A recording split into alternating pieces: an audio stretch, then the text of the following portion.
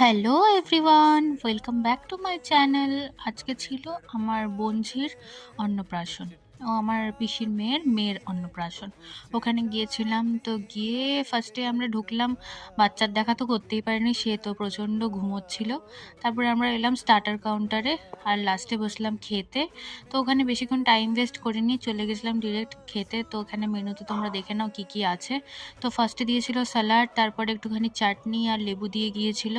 তো তারপরে দিয়েছিল পানির স্যাটে, যেটা খেতে তো মোটামুটি আমার ভালোই লেগেছে। তারপরে একটুখানি ভাত, একটু ডাল আর একটু আলু ভাজা, যেটা হচ্ছে বেস্ট কম্বো।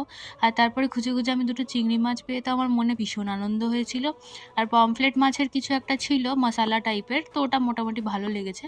আর তারপরে আমি একটুখানি চাটনি দিয়ে পাঁপড় খাচ্ছিলাম, আর বেক রসগোল্লা ছিল, সেটা তো আমার অলওয়েজ ফেভারিট। তারপরে একটুখানি আইসক্রিম পেয়ে সেটা তো মন খুশি হয়ে গেছিলো। আর লাস্টে হজম করার জন্য একটুখানি হাজমোলা খেয়ে নিয়ে আজকের মতো টাটা।